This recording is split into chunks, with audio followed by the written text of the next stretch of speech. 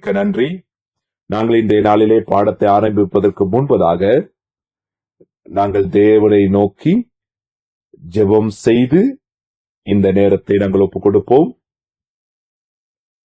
நீங்கள் யாவரும் தேவனை நோக்கி ஜெபியுங்கள். ஆண்டவரே, நாங்கள் உங்களுக்கு நன்றி செலுத்துகின்றோம். உம்முடைய அருமையான அன்புக்காக ஆண்டவரே, எங்கள் ஒவ்வொருவரையும் இவ்வாறாக நீர் ஏற்படுத்தியிருக்கிறதுக்காக நன்றி செலுத்துகின்றோம். ஆண்டவரே, சாலோம்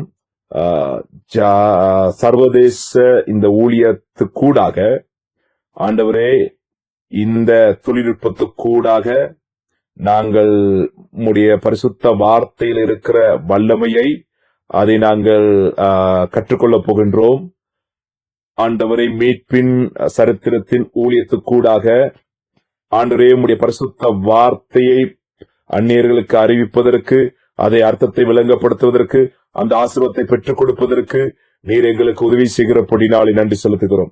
பிதாவே, மீட்பின் சரித்திரத்தின் ஊழியம் சாலோம் சர்வதேச ஊழியங்களை சபைகளுக்கு மாத்திரமல்ல ஆண்டவரே, முழு உலகத்துக்கும் எல்லா சபைகளுக்கும் கடந்து போய் எல்லாருடைய வாழ்க்கையிலும் உம்முடைய ஆசீர்வாதத்தை பெற்றுக் கொள்ளும்படியாக உம்முடைய கரத்திலே இந்த காரியத்தை ஒப்புக் கொடுக்கின்றோம். எங்களுடைய செவிகள், எங்களுடைய மனசு, எங்களுடைய இருதயம், எங்களுடைய சிந்தனை எல்லாம் ஒப்புக் கொடுக்கின்றோம். பரிசுத்தாவி எங்களுக்கு உதவி செய்யுங்க. உம்முடைய பரிசுத்த வார்த்தை கூடாக தேவனே அதை எங்களுக்கு விளங்கிக் கொள்வதற்கு, எங்களை ஆசீர்வதித்து வழிநடத்தும்படி எங்களுக்கு உதவி செய்யும்படி இயேசு கிறிஸ்துவின் நாமத்தில் ஜெபிக்கிறோம். ஆமென்.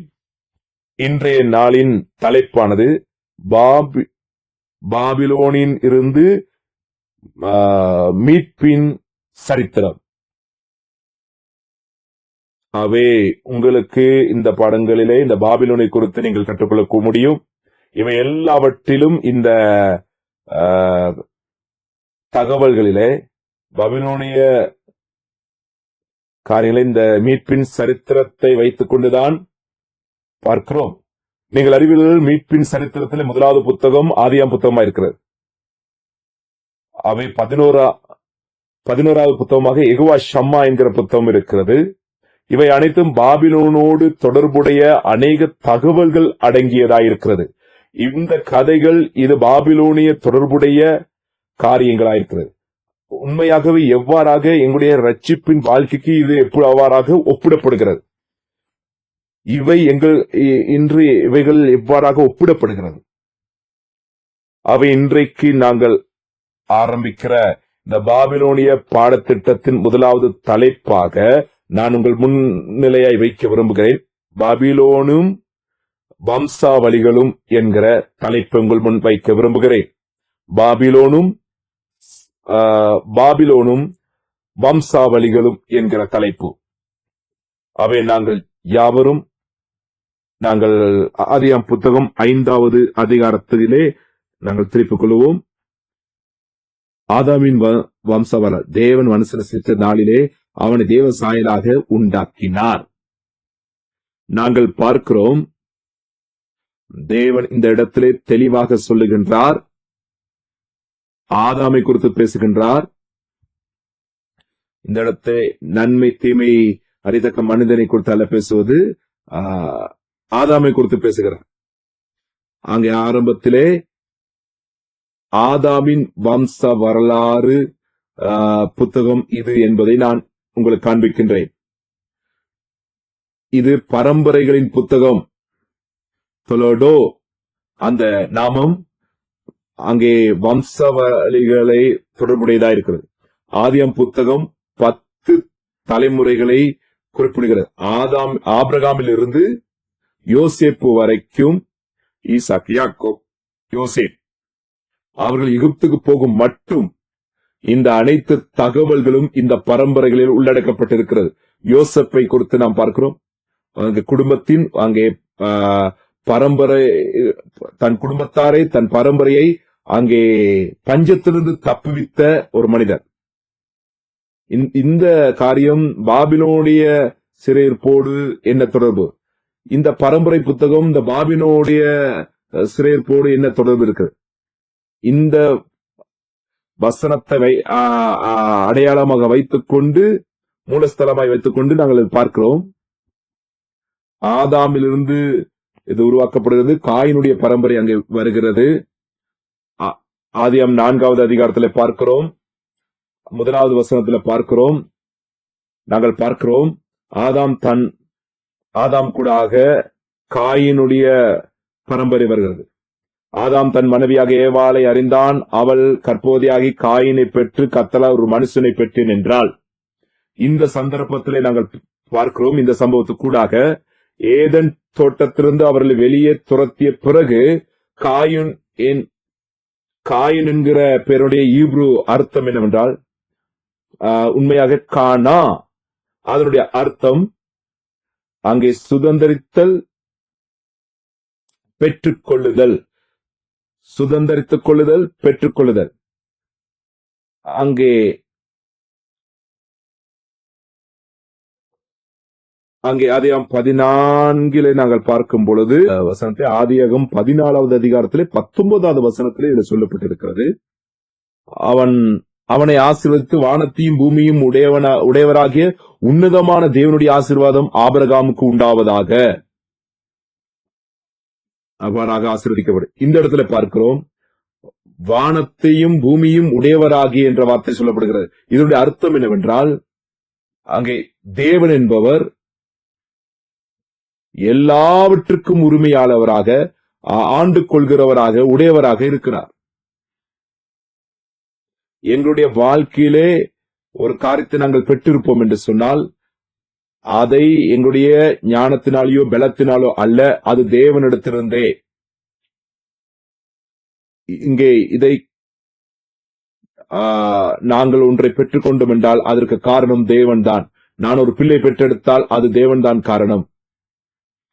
ஆதியாம் 3வது அதிகாரத்தில் நாங்கள் பார்க்கிறோம், ஆதாம் ஏவாள் நன்மை தீமை அறியத்தக்க கனியை சாப்பிட்ட பிறகு அங்கேதான் பாவத்தின் ஆரம்பம். அங்கே தேவன் அவர்களுக்கு தண்டனையை நியமிக்கிறார். அந்த தண்டனை தான் வேதனை, கற்ப வேதனைப்பட்டு பிள்ளை பெறுவாய் என்று சொல்லப்படுகிறது. அங்கே 3:17 பார்க்கிறோம், அந்த தண்டனையோடு கூட தேவனுடைய கிருபையும், அந்த தண்டனையோடு கூட கிருபையும் அங்கே கொடுப்பதற்கு தேவனை மறந்து விடவில்லை. அங்கே அதே 3:15 பார்க்கிறோம், அங்கே ஸ்திரீன் வித்து என்று சொன்னால் வாக்கு தத்தம், உனக்கும் ஸ்திரிக்கும் உன் வித்துக்கும் அவள் வித்துக்கும் பகை உண்டாக்குவேன், அவர் உன் தலையை நசுக்குவா, நீ அவர் குதிங்காலை நசுக்குவாய் என்றார். இந்த சந்தர்ப்பத்தை நாங்கள் பார்க்கும்போது இது நியாய தீர்ப்பின் சந்தர்ப்பம். ஆனால் இதோடு கூட தேவனுடைய கிருபையும் அதோடு கூட வருகிறது. உண்மையாகவே தேவனால் ஒரு பிள்ளையை நான் பெற்றெடுத்தேன் என்று அவர் சொல்கிறார். ஆனால் அவள் நினைக்கவில்லை அந்த பிள்ளை ஒரு கொலைக்காரனாய் வருவான் என்று நம்பவில்லை. நாங்கள் பார்க்கிறோம், காயினுடைய பரம்பரையானது கொலை செய்யக்கூடிய பரம்பரையாக அங்கே போகிறதை பார்க்கிறோம். அவர்கள் சுயநலவாதிகளாக தேவனை விட்டு பிரிந்து போன பரம்பரையாக காணப்பட்டார்கள். இதுதான் மனிதனுடைய முறைகள். இதை நாங்கள் ஆவிக்குரிய கண்களில் பார்க்கும் பொழுது இது சாதாரண பாபிலோனை போல எங்களுடைய பலத்திலே எங்களுடைய முயற்சியிலே காரியங்களை செய்ய நாங்கள் முற்படுவது போல இது சிலை வழிபாடோடு ஒத்து போகின்றது. தேவனுக்கு பூமியில் எல்லாம் உடையவர் என்று தேவனே என்று அறிந்திருந்தோம். ஆனால் நாங்கள் மனிதர்களாக நாங்கள் இந்த அவரை சார்ந்து இருப்பதில் நாங்கள் அதிக ஆர்வம் காட்டுவதில்லை. நாங்கள் நினைக்கிறோம் எங்களால் எல்லாம் செய்ய முடியும், தனியாக எல்லாவற்றையும் செய்து முடிக்க முடியும் என்று நினைப்பது. இதைதான் பாபிலோனிய சுபாவம், இதான் பாபிலோனிய மனநிலை. அங்கே காயின் தன்னுடைய சகோதரனை கொலை செய்த பிறகு தேவன் அவனை பார்த்து சொன்னார், ஆதியாம் 4வது அதிகாரத்திலே, காயின் உன் சகோதரனை கொன்று விட்டாய், நீ மனம் திரும்புவதற்கான சந்தர்ப்பம் உனக்கு இருக்கிறது. ஆனால் அவன் என்ன செய்தான்? அவன் அந்த இடத்தை விட்டு வேறொரு இடத்துக்கு அவன் போகிறான். அவன் அங்கே நோத் பிரதேசத்துக்கு அங்கே போய் வாழ போகின்றான். அங்கே தேவன் அவனை மரணத்திலிருந்து காப்பதற்கு அவனுக்கு ஒரு அடையாளத்தை போடுகிறார். காயின் என்ன செய்தான்? தேவனுடைய சமூகத்தை விட்டு அவன் ஓடி போகின்றான். 4வது அதிகாரம் 16வது 17வது வசனத்தை சொல்லுகிறபடி, அப்படியே காயின் கர்த்தருடைய சந்நிதியை விட்டு புறப்பட்டு ஏதனுக்கு கிழக்கான நோத் என்னும் தேசத்திலே குடியிருந்தான். காயின் தன் மனைவியை அறிந்தால் அவன் கற்பவதியாகி எனக்கு பெற்றாள். இந்த ஏனோக்கை பெற்ற பின்பு அவன் என்ன செய்தான்? ஒரு பட்டணத்தை கட்டி அந்த பட்டணத்துக்கு தன் குமாரனாகிய ஏனோக்குடைய பெயரை இட்டான். இந்த கதையை நல்ல ஞாபகத்தில் வைத்துக் கொள்ளுங்கள். இந்த காரியத்தை தான் பாபிலோனும் அடையாளப்படுத்துவது இது இப்படிதான். அங்கே ஆதியாகமம் 10வது அதிகாரம் அங்கே 8-10 வரைக்கும் நாங்கள் பார்க்கும் பொழுது இது நோவாவின் பரம்பரை, வெள்ளப்பெருக்கு பிறகு இருக்கிற நோவாவின் மகனாகிய காமை குறித்து சொல்லப்படுகின்றது.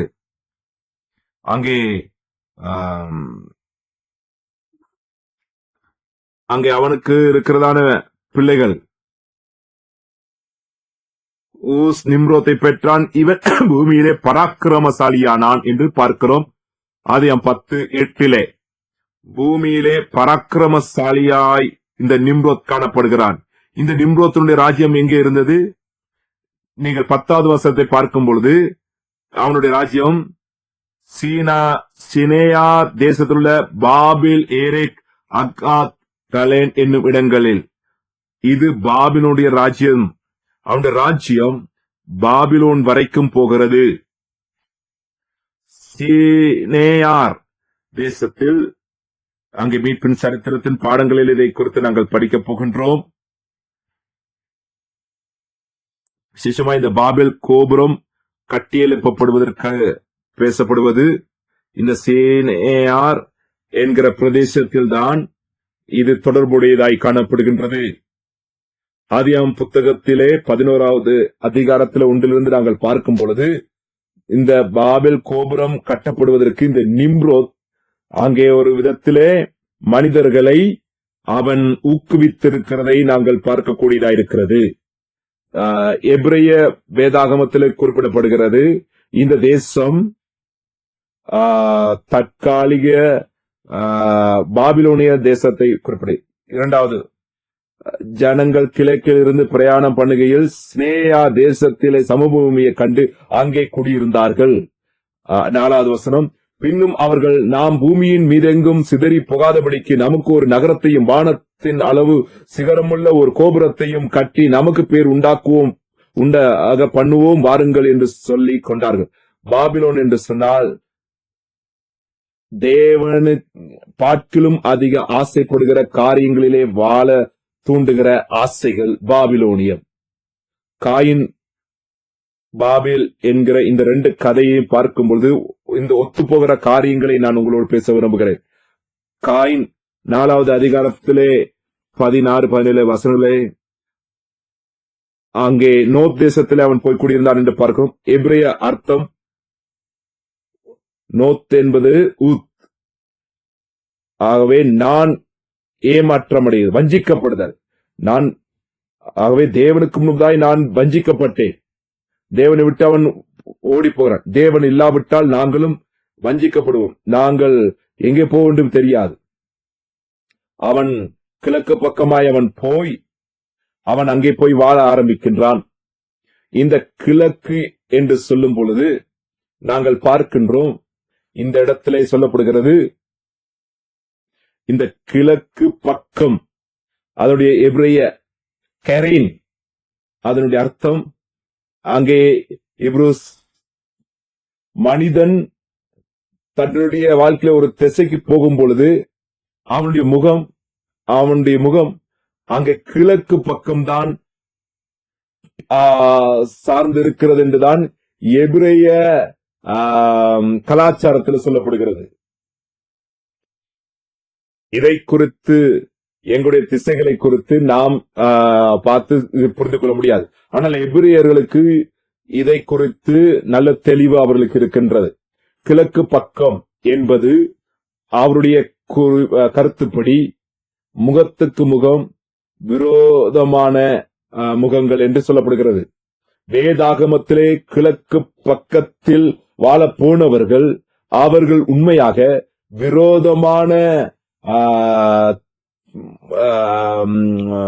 விரோதமான காரியங்களை முன்னெடுத்து போகிறதை நாங்கள் பார்க்கிறோம். அதுதான் கிழக்கு பக்கத்தில் அவர்கள் தெற்கு பக்கத்துக்கு விரோதமாக அவர்கள் ஒரு நகரத்தை கட்டுகிறார்கள். அதற்கு அவனுடைய மகனின் குமாரனுடைய பெயரை இட்டான்.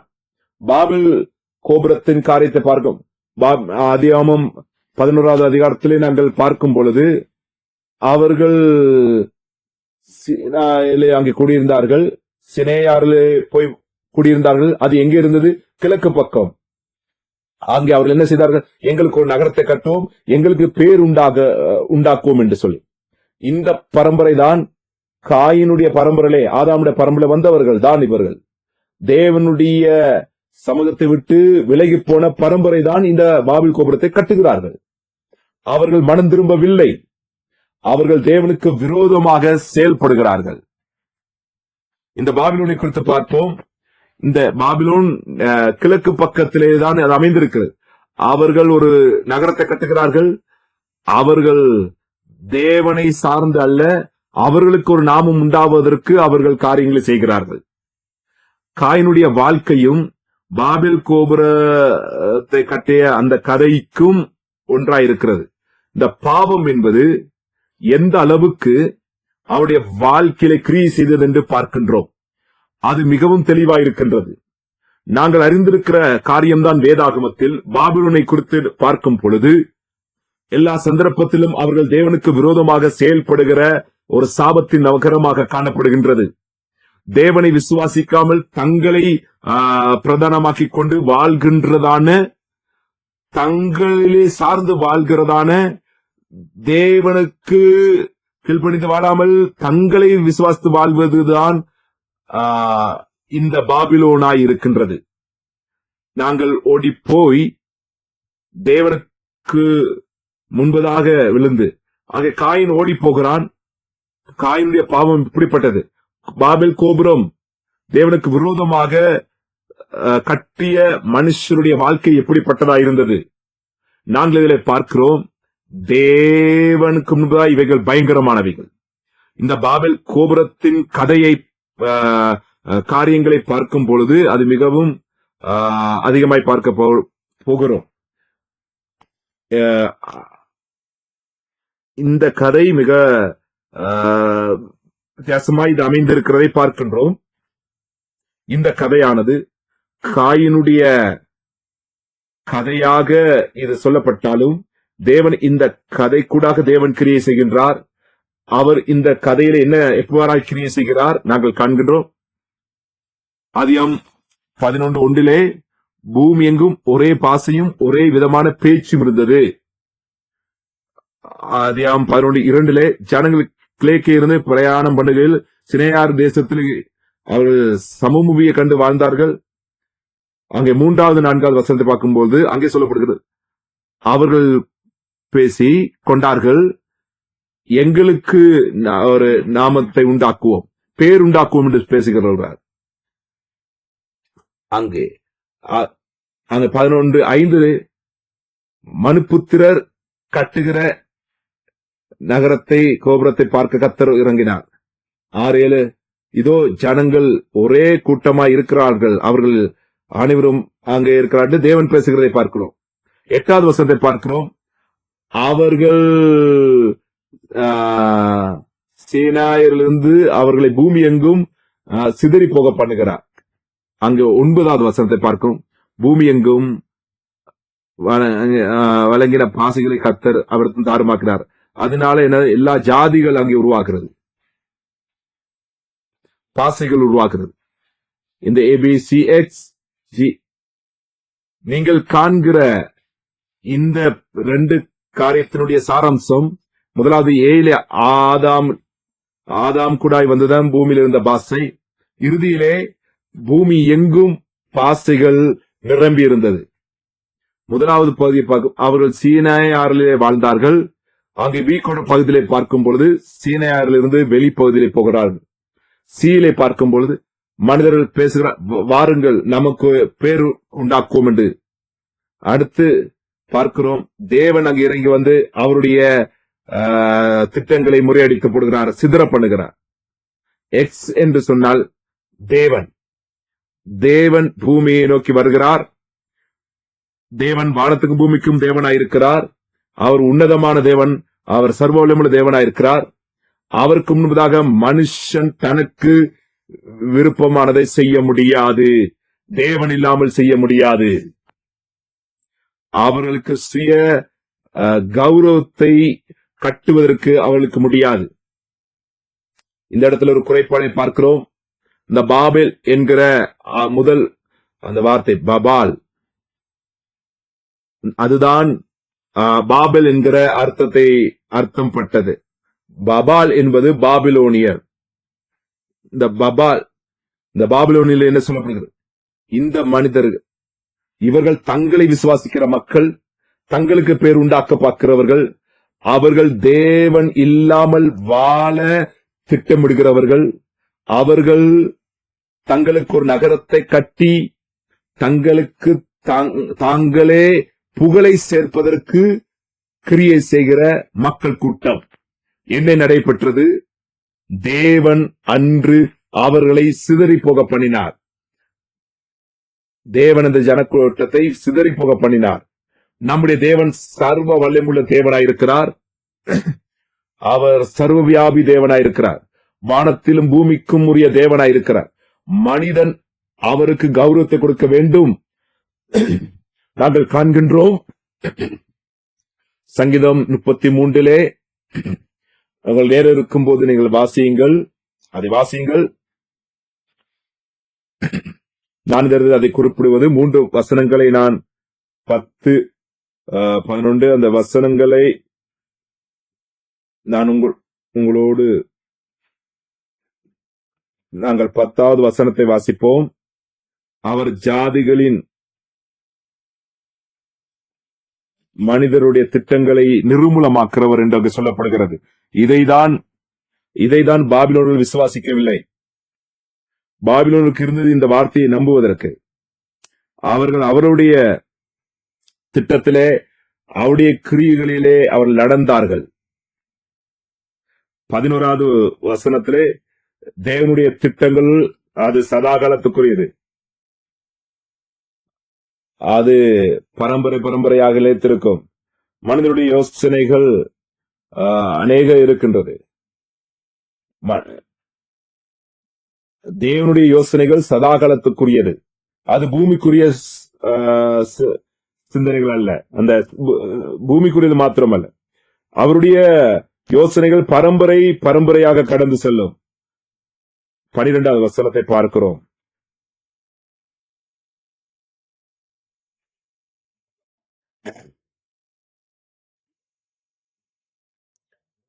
அவரால் தெரிந்து கொள்ளப்பட்ட ஜனம் ஆசீர்வதிக்கப்பட்ட ஜனம், வாழுகிறதான ஜாதி ஆசீர்வதிக்கப்பட்ட ஜாதி. யாரை சார்ந்து வாழ வேண்டும்? தேவனை சார்ந்து விசுவாசத்து வாழ்ற ஜாதி ஆசீர்வதிக்கப்பட்டது. அவருடைய பரம்பரைகளுக்கு உரிமைகள் கிடைக்கும். தேவனுடைய ஆலோசனையை பற்றிக் கொள்ளுகிற சந்ததிக்கு, பரம்பரைக்கு, அந்த பரம்பரையாக எழும்புவதற்கு ஆசீர்வாதங்கள் கிடைக்கும்.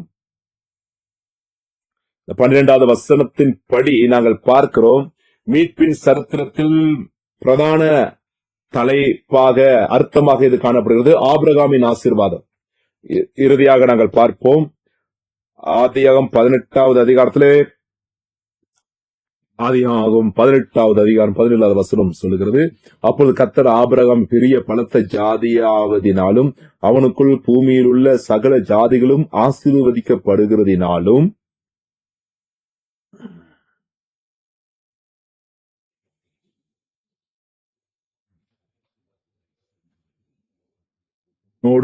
உனக்கு பின்வரும் சந்ததியாரோடும் கூட என்று அங்கு ஆபிரகாமுக்கு சொல்ற, நீ என் ஜனங்களாயிருப்பீர்கள் என்று சொல்லுகிறார்.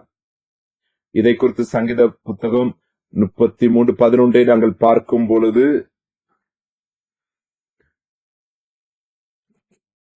கர்த்தர் கர்த்தருடைய ஆலோசனை நித்திய காலமாகவும் அவருடைய இருதயத்தின் நினைவுகள் தலைமுறை தலைமுறையாகவும் நிற்கும்.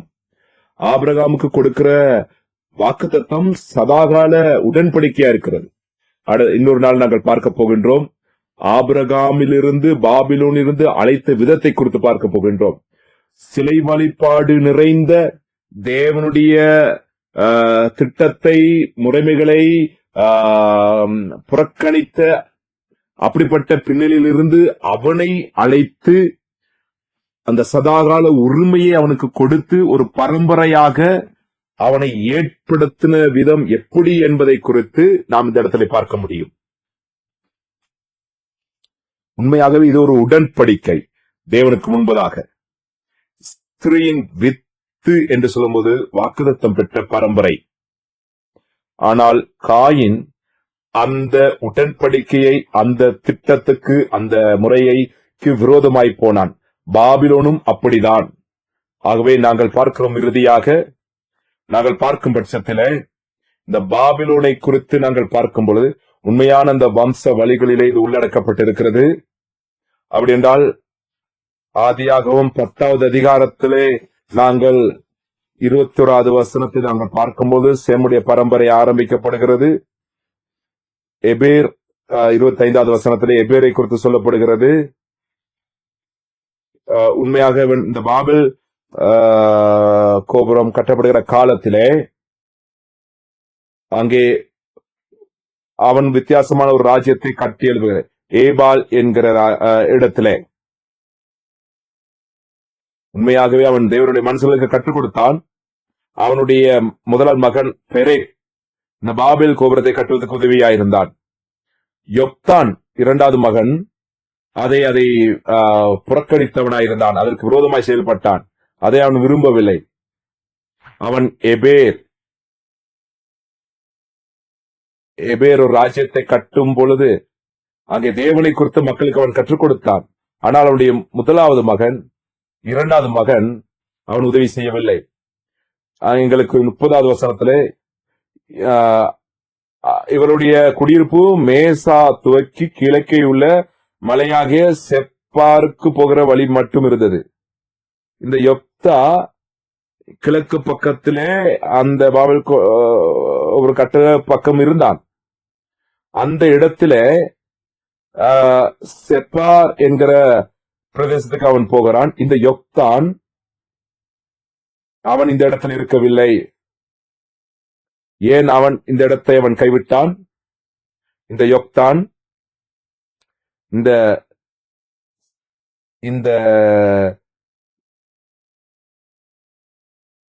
இந்த செப்பார் என்புடைய வார்த்தை அதாவது திசைக்கு என்கிற அர்த்தம். செப்பார் அதாவது செப்பார் என்பது திசை.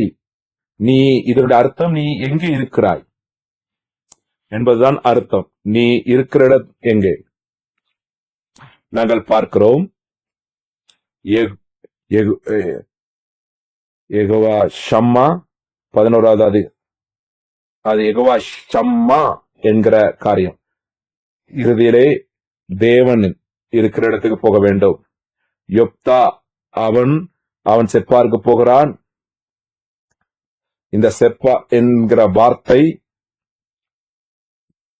இது செப்பேர் என்கிற வார்த்தை, இது ஆதியாகமம் 5வது அதிகாரத்திலே 1வது வசனத்தில் சொல்லப்படுகிறது. இது பரம்பரைகளின் புத்தகம் என்கிற இடத்துல அது ஆரம்பிக்கிறது. அவன் போனது அவன் மீட்பின் சரித்திரத்தில் பரம்பரைக்கு அவன் போகிறான். பாபில் கோபுரத்துக்கு முன்பதாக சேமுடைய அழகான இந்த பரம்பரை குறித்து, எபேருடைய அருமையான பரம்பரை குறித்து பார்க்கிறோம். இந்த யொக்தான் இந்த பாபிலோனையும் இந்த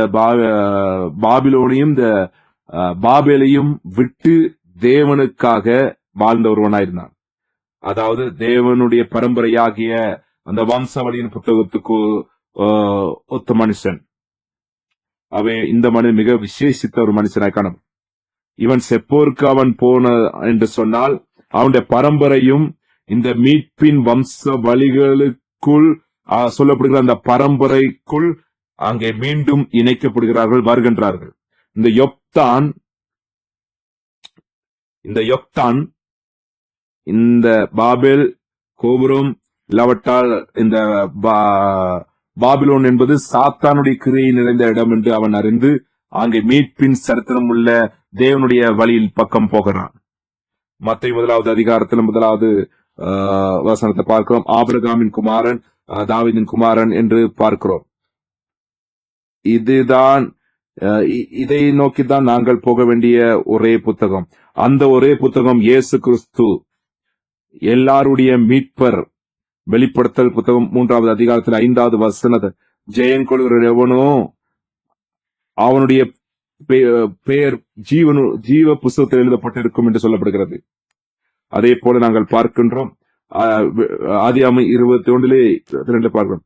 ஆட்டுக்குட்டியானுடைய புத்தகத்தில் எழுதப்பட்டவர், அதாவது அசுத்தமானவனும் அங்கே குறைவுள்ளவனும் அங்கே உட்பிரவேசிப்பதில்லை என்று சொல்லப்படுது.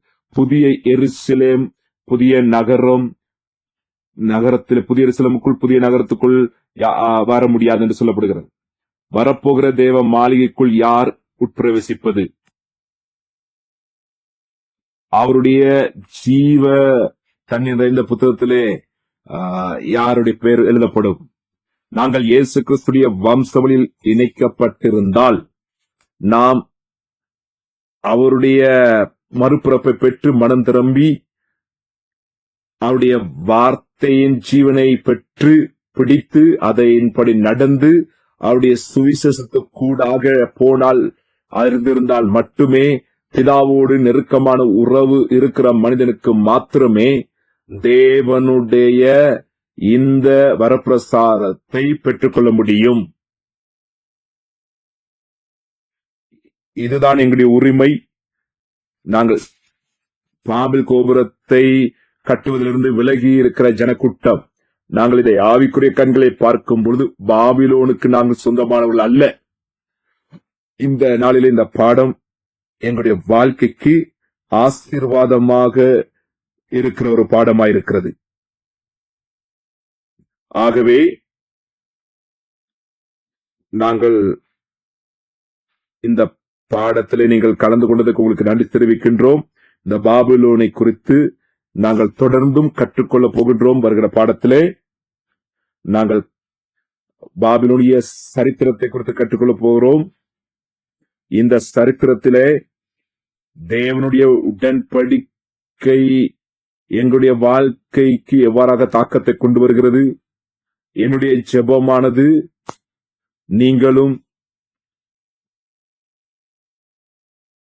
நீங்களும் எபேர், ஆதாம், யொக்தான் இந்த குடும்பத்தாராக அவருடைய பரம்பரையிலே இணைக்கப்பட்ட கிறிஸ்துவை அறிந்தவர்களாக ஜீவனை கொடுக்கிற புத்தகத்தில் நம்முடைய பேர் சேர்க்கப்பட வேண்டும் என்று, கிருபை கிடைக்க வேண்டும் என்று நான் ஜெபிக்கிறேன். நாங்கள் ஜெபம் செய்வோம். ஆண்டவரே, நாங்கள் உங்களுக்கு நன்றி செலுத்துகின்றோம். நீர் எங்களுக்கு பாபிலோனிலிருந்து எங்களை வெளியிலே கொண்டு வந்து எங்களுக்கு ஒரு வாழ்க்கையை கொடுத்திருக்கிறதுக்காக ஆண்டவரே, செப்பாருக்கு எங்களை கொண்டு போய் இருக்கிறபடியால் நன்றி செலுத்துகிறோம். ஆண்டவரே, எங்களுடைய பெயர் ஜீவ புஸ்தகம் எழுதப்படுகிறதற்காக நாங்கள் அதை அந்த புத்தகத்திலே எங்களுடைய பெயர் உள்ளடக்கப்பட்டதற்காகவும் எங்களுடைய திட்டங்களுக்குள் செயல்பாட்டுக்குள் போகாமல் ஆதாமின் வழிகளிலே, ஆதாமுடைய பரம்பரையிலே இருக்கிற மனம் திரும்புதலின் ஆவி, செம், எபேர் இந்த பரம்பரைகளிலே நாங்கள் கண்டதான அந்த ஆசீர்வாதங்களிலும் அந்த வழி பயணத்திலே யொக்தானை போல முன்மாதிரியாகவும் ஆண்டவரே ஆபிரகாமின் ஆசீர்வாதங்களோடு ஆண்டவரை அனுபவிக்கிற குடும்பமாக முன்னோக்கி போவதற்கு எங்களுக்கு உதவி செய்வீராக. ஆண்டவரே, எங்களுடைய நகரத்தை எங்களுக்கென்று நகரத்தை கட்டாமல் எங்களுடைய விருப்பத்தை நிறைவேற்றிக் கொள்ளாதபடிக்கு எங்களுடைய சுய திட்டங்கள் விருப்பங்களுக்குள் நாங்கள் இருந்தால் எங்களுக்கு நீர் அதை மன்னித்து ஆண்டவரே இந்த மீட்பின் சரித்திரத்தை அறிந்து கொண்டு அதனை புரிந்து நடக்க எங்களுக்கு உதவி செய்வீராக. ஆண்டவரே, பரலோகத்தில் கிரியை செய்கிற எங்கள் பிதாவே, உம்முடைய நாமத்துக்கு மகிமை உண்டாகட்டும். உம்முடைய சித்தம் பரலோகத்தில் செய்யப்படுவது போல பூலோகத்திலும் செய்யப்படுவதாக. எங்களுக்கு வேண்டிய அன்றாட உணவை எங்களுக்கு தந்தரலும். எங்களுடைய கடனாளிகளுக்கு நாங்கள் மன்னித்தது போல எங்களுடைய கடன்களை மன்னியும். வானத்து பரலோகத்திலும் பூமியிலும் சகல அதிகாரங்களும் நிறைந்த உம்முடைய கரத்தில் ஆண்டவரே நாங்கள் ஜெபம் செய்கிறோம். எங்களுடைய வாழ்க்கையையும் எங்களுடைய எல்லாவற்றையும் உம்முடைய பாதத்திலே ஒப்பு கொடுக்கின்றோம். இயேசு கிறிஸ்துவின் வல்லமையுள்ள நாமத்தினாலே ஆமென்.